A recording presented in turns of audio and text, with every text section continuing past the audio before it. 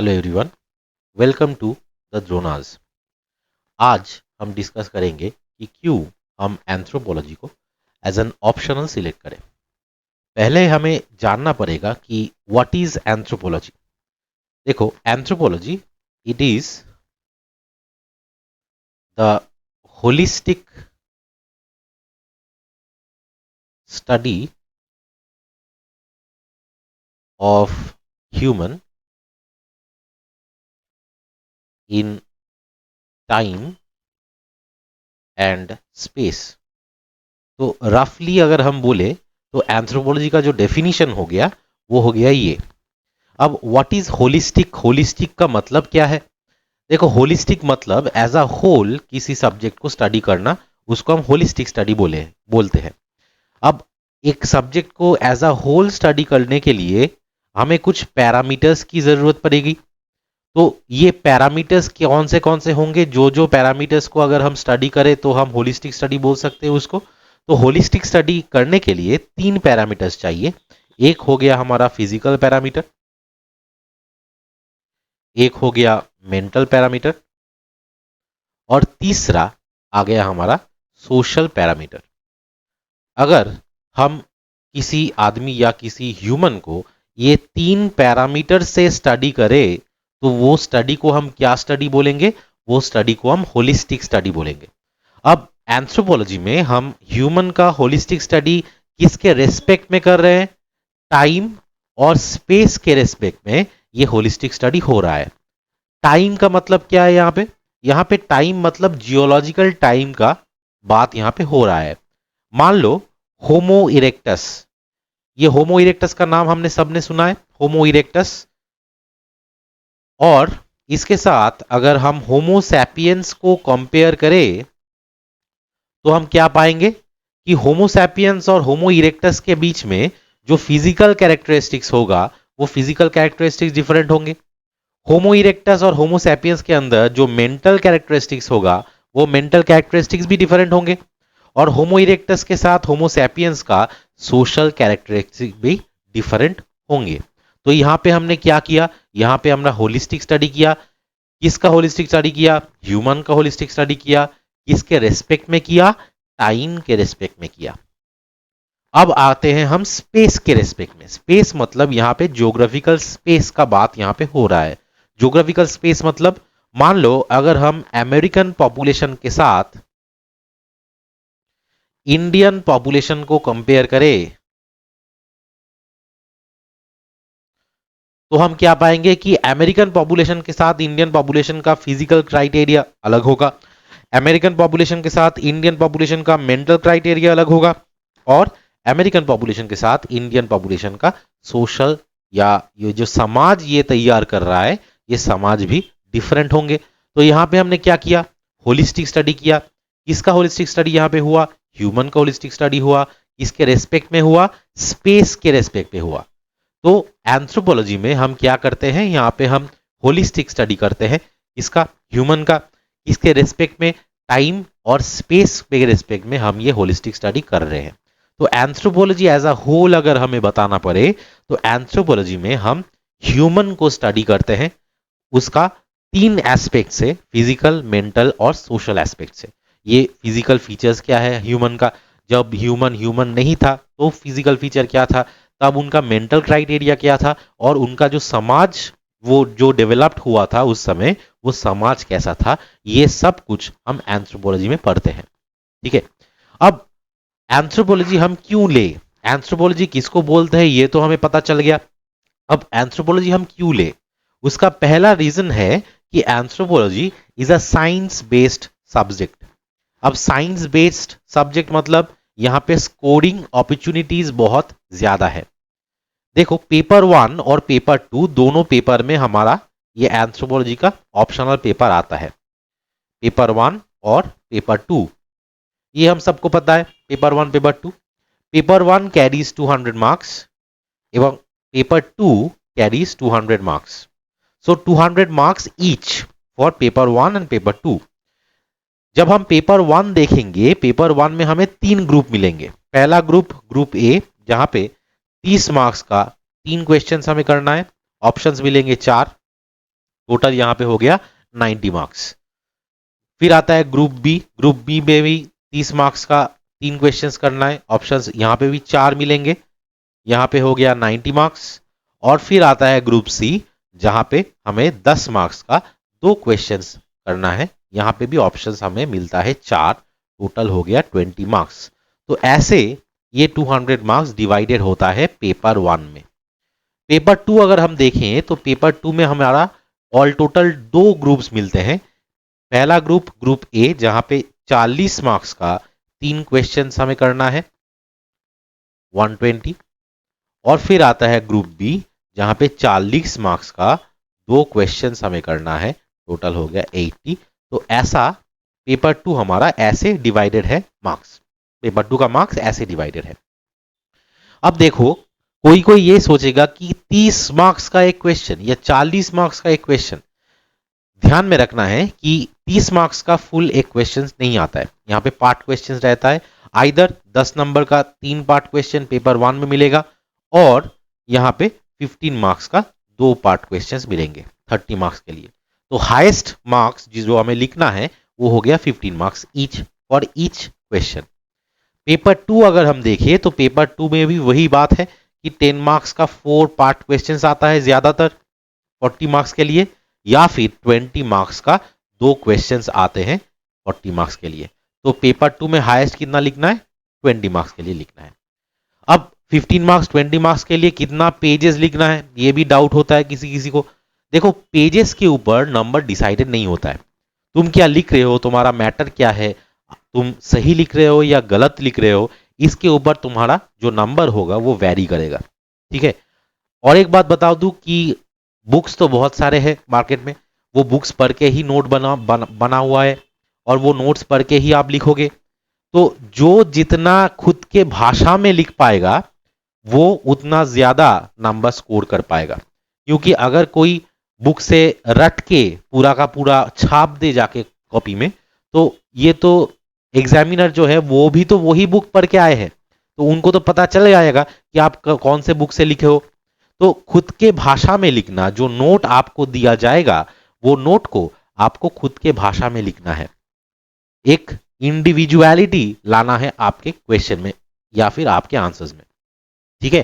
तो to the point answer होगा, एक भी वर्ड हम ज्यादा नहीं लिखेंगे। एक और चीज जो मैं बोलना चाहूंगा कि क्यों हम एंथ्रोपोलॉजी ले। देखो, अगर हम सिलेबस को ध्यान में रखें तो सिलेबस में अगर हम पेपर 1 को देखें तो पेपर 1 में देखना एक टॉपिक है जिसको हम बोलते हैं theories of evolution. Theories of evolution बोल के एक टॉपिक हम देखेंगे, जिस टॉपिक के अंदर 2 टॉपिक बहुत ही जाना पहचाना है आप लोगों के लिए। वो क्या है, एक हो गया लामार्क का थ्योरी और एक हो गया डार्विन का थ्योरी। ये दोनों थ्योरीज ही आपने क्लास 10 में ऑलरेडी पढ़ा हुआ है। क्लास 10 में ये दोनों थ्योरीज ही हमें पढ़ना पड़ता था। आप लोगों ने ये थ्योरीज ऑलरेडी पढ़ के रखे हो आप लोग, तो ये थ्योरीज फिर से रिपीट होने वाला है पेपर 1 में। इसके सिवाय और क्या रिपीट होने वाला है, देखना, हमारा जो जीएस पेपर होगा, मेंस में तो जीएस पेपर देना पड़ता है, जनरल स्टडीज का पेपर। तो ये जो जनरल स्टडीज 2 का जो पेपर होता है, जो सेकेंड दिन में आता है, सेकेंड दिन का सेकेंड हाफ में ये एग्जाम होता है जनरल स्टडीज 2 पेपर का, जहां पे साइंस बोल के एक पार्ट से क्वेश्चंस आते हैं, 100 क्वेश्चंस एमसीक्यू क्वेश्चंस आते हैं। वहां पे एक चैप्टर हमें पढ़ना पड़ता है जिस चैप्टर का नाम है ABO blood group system. Biology का पार्ट है एबीओ ब्लड ग्रुप सिस्टम। तो वो एबीओ ब्लड ग्रुप सिस्टम हमें जीएस में भी पढ़ना है, वो एबीओ ब्लड ग्रुप सिस्टम हमें ऑप्शनल में भी पढ़ना है। तो कॉमन टॉपिक लेकिन यहाँ पे बहुत सारे हैं। ठीक है। इसके सिवाय और क्या है, देखो, हम हिस्ट्री में हम सभी ने पैलियोलिथिक एज के बारे में पढ़ा है, सभी ने पढ़ा है। किसी ने अगर नहीं पढ़ा है तो वो जीएस पेपर के लिए पढ़ना ही पड़ेगा। तो ये पैलियोलिथिक एज के बारे में आपको ऑप्शनल में भी पढ़ना है। ऑप्शनल में भी ये पैलियोलिथिक एज आएगा, फिर आएगा मेसोलिथिक एज, फिर आएगा नियोलिथिक एज। ये सारे एज आपने हिस्ट्री में ऑलरेडी पढ़ा हुआ है, तो हिस्ट्री का पार्ट भी यहां पे ऑप्शनल में आपको दिखने में मिलेगा। अगर हम पेपर 2 की बात करें, पेपर 2 में आ रहा है कास्ट सिस्टम। ये कास्ट सिस्टम वाला जो टॉपिक है ये पेपर 1 और पेपर 2 दोनों पेपर में कॉमन टॉपिक है। ऐसा भी होता है कि मान लो ये जो कास्ट सिस्टम का जो टॉपिक हो गया, ये कास्ट सिस्टम से मान लो पेपर 1 में क्वेश्चन आ गया, ऐसा भी हो सकता है पेपर 2 में फिर से कास्ट सिस्टम के ऊपर क्वेश्चन आए, क्योंकि ये कास्ट सिस्टम पेपर 1 के सिलेबस में भी है, पेपर 2 के सिलेबस में भी है। तो दोनों पेपर में एक ही टॉपिक होना ये एक सुविधा की जगह अवश्य आपके लिए बनेगी, क्योंकि अगर आप एक बार एक टॉपिक को ठीक से पढ़ लो, अगर वो टॉपिक दोनों पेपर में कॉमन टॉपिक हो गया तो एक बार पढ़ने से ही आप पेपर 1 के लिए भी प्रिपेयर कर रहे हो, पेपर 2 के लिए भी प्रिपेयर कर रहे हो, तो कुछ कॉमन टॉपिक हमें देखने को मिलेगा।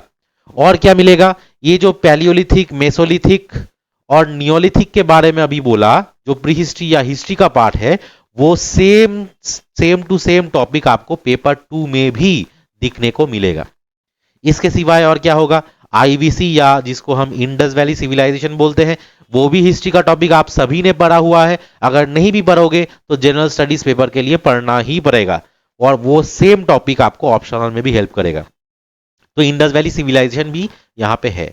इसके सिवाय हिस्ट्री को अगर हम छोड़ के थोड़ा कॉन्स्टिट्यूशन के तरफ जाए तो पेपर 2 में एक टॉपिक है जिसको हम safeguard of SC and ST बोलते हैं, या फिर 5th और 6th शेड्यूल बोलते हैं। वो टॉपिक भी यहाँ पे पेपर 2 में इंक्लूडेड किया गया है।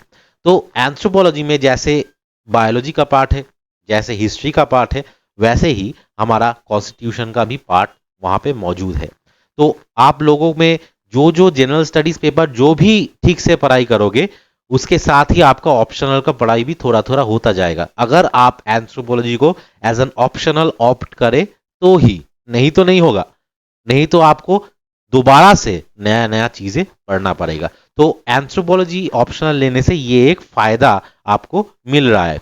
इसके सिवाय कुछ तो नया टॉपिक तो आपको दिखने को मिलेगा ही, वो तो आपको मिलेगा ही, लेकिन जो नया नया टॉपिक होगा वो क्लास में हम डिस्कस करेंगे, और आपको अगर कोई परेशानी हो तो फिर से हम उसे रिपीट करने की कोशिश करेंगे। तो जितना भी डाउट आप लोगों को होगा वो क्लास में ही सॉर्ट आउट हो जाएगा, घर में कुछ डाउट नहीं रखने का है, सब क्लास में ही खत्म करके जाना है। ठीक है, तो ये सारे चीजें हो गया कि एंथ्रोपोलॉजी का सिलेबस एज अ जिस्ट हमने बोला कि क्या क्या है, एंथ्रोपोलॉजी किसको बोलते हैं, पेपर 1 पेपर 2 का मार्क्स डिवीजन क्या है, सब हमने बोल दिया। अब हम 2019 में जो क्वेश्चन प्रीवियस ईयर आए हैं, वो प्रीवियस ईयर क्वेश्चन हमें कैसे लिखना है वो थोड़ा हम डिस्कस कर देंगे इस वीडियो में। इसके साथ ये भी बता दूं कि WBCS का प्रीली प्लस मेन टेस्ट सीरीज भी यहाँ से मिल जाएगा, और ये टेस्ट सीरीज अवेल करने के लिए इस फोन नंबर जो दिया हुआ है यहाँ पे, इस फोन नंबर में आप कांटेक्ट कर सकते हो, और अगर ये कोड आप मिला लो तो 10% एकदम ऑफ हो जाएगा। ठीक है, ओके, चलो हम देखते हैं कि 2019 में, ये 2019 का क्वेश्चन है, 2019 में क्या क्वेश्चन पेपर 1 में आया था। देखो, define Darwinian theory of evolution, जो मैंने अभी डिस्कस किया कि डार्विनियन थ्योरी हमें पढ़ना है, तो ये Darwinian theory of evolution question में आ गया।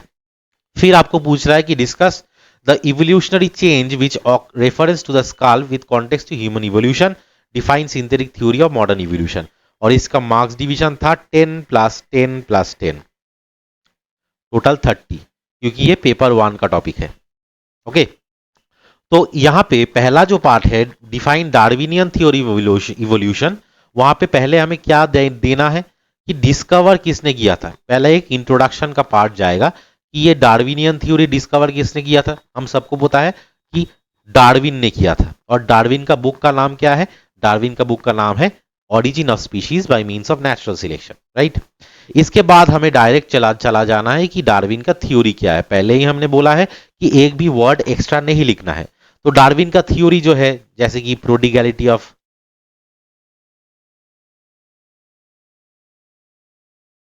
प्रोडक्शन, उसके बाद स्ट्रगल फॉर एग्जिस्टेंस,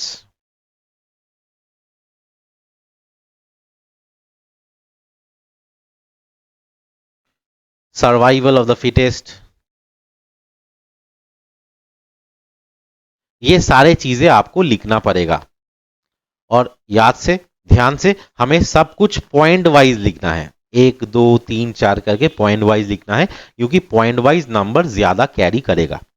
और लास्ट में जाके हमें देखना है कि डार्विन का जो थ्योरी था, वो डार्विन का थ्योरी का ड्रॉबैक्स क्या थे,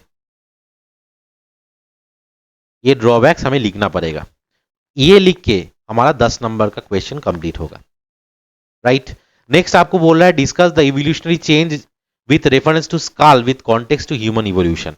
ये जो ह्यूमन का इवोल्यूशन हुआ है, ये ह्यूमन इवोल्यूशन के वजह से हमारा जो स्काल है, इस स्काल के ऊपर क्या क्या चेंजेस हम देखने को मिलता है, वो आपको क्वेश्चन में लिखना है। तो चेंजेस इन द स्काल क्या क्या लिखना है, ये एक नया टॉपिक होगा, ये हम क्लास में करवाएंगे कि क्या क्या चेंजेस मिलता है। जैसे कि फोरामेन मैग्नम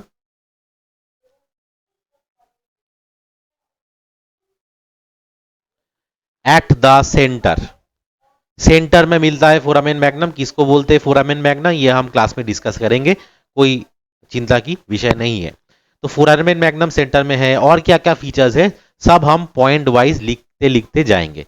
10 मार्क्स के लिए 10 पॉइंट्स आर एनफ, उससे ज्यादा नहीं लिखना है। Next define theory of modern evolution, ये एक नया थ्योरी है। ये थ्योरी में क्या क्या थ्योरीज है वो हमें लिखना है पॉइंट वाइज, यही हम लिखेंगे। देखो 10 + 10 + 10 ऐसे हम क्वेश्चन को अटेम्प्ट करेंगे। एक और क्वेश्चन हम डिस्कस करते चलते हैं आज, लास्ट क्वेश्चन एक और। देखो ये भी पेपर 1 में ही आया था, 2019 का क्वेश्चन ये हम डिस्कस कर रहे हैं। क्या बोल रहा है कि डिफाइन नियोलिथिक, नियोलिथिक का मतलब क्या है। ये जो नियो और लिथिक, नियो मतलब न्यू, समझ में आ रहा है न्यू, और लिथिक मतलब स्टोन टूल्स। तो जहां पे न्यू स्टोन टूल्स ज्यादा काम में आ रहा था जिस टाइम पीरियड में, उसी को हम नियोलिथिक बोलेंगे। और यहाँ पे एक एंथ्रोपोलॉजिस्ट का नाम आपको देखने को मिलेगा जिसका नाम है गॉर्डन चाइल्ड, जो गॉर्डन चाइल्ड नियोलिथिक को रिवोल्यूशन बोलेंगे। और क्यों रिवोल्यूशन बोलेंगे, वो ही आपका पार्ट क्वेश्चन है, what are the features of Neolithic. Features में दिखने को मिलेगा कि एग्रीकल्चर पहली बार स्टार्ट ये नियोलिथिक कल्चर में भी हुआ था। एग्रीकल्चर एकदम फर्स्ट टाइम में स्टार्ट नियोलिथिक पीरियड में हुआ था। दो, सेकेंड जो फीचर मिलेगा वो हो गया पॉलिश्ड टूल का फीचर। इसके पहले जो टूल्स हमें मिले थे वो टूल्स पॉलिश्ड नहीं थे, लेकिन नियोलिथिक के सब टूल्स पॉलिश्ड टूल्स थे। तो ये सारे फीचर्स हमें यहाँ पे लिखना है। और 3 नंबर में आपको पूछा गया है कि discuss about the Indian Neolithic culture. एक इंडियन नियोलिथिक साइट के बारे में आपको बोलना है, और इस साइट में क्या क्या चीजें पाए गए थे वो उसके बारे में आपको लिखना है। जैसे कि बुर्जा होम, अगर आप बोले बुर्जा होम, ये एक बुर्जा होम हमारा एक कश्मीर वैली में मिला था, बुर्जा होम नियोलिथिक साइट। तो ये बुर्जा होम डिस्कवर किसने किया था, पहले आपको ये बोलना है। इसका जियोलॉजिकल टाइम क्या था, और फिर आपको लिखना है इसका फीचर क्या था। तो पॉइंट वाइज, हेडिंग वाइज हम एक एक क्वेश्चन को अटेम्प्ट करेंगे। यहाँ पे define Neolithic 5, what are the most relevant features of Neolithic हो गया यहाँ पे 15, and what are write about the Neolithic cultures हो गया 10। तो यहाँ पे हो गया फिर से 30, ये पेपर 1 का टॉपिक जो है। अब इसी साल पेपर 2 में भी ये सेम क्वेश्चन रिपीट हुआ था, उसी साल पेपर 2 में ही ये क्वेश्चन लेकिन रिपीट हुआ था। आप ये जाके नेट में सर्च कर सकते हो, ठीक है। तो ऐसे हम एंथ्रोपोलॉजी एज एन ऑप्शनल ऐसे आगे बढ़ेंगे। आशा करता हूं सबका डाउट एकदम क्लियर हो गया है। तो ठीक है, मुलाकात होती है क्लास में। अब तक लिए इतना ही। Thank you everyone.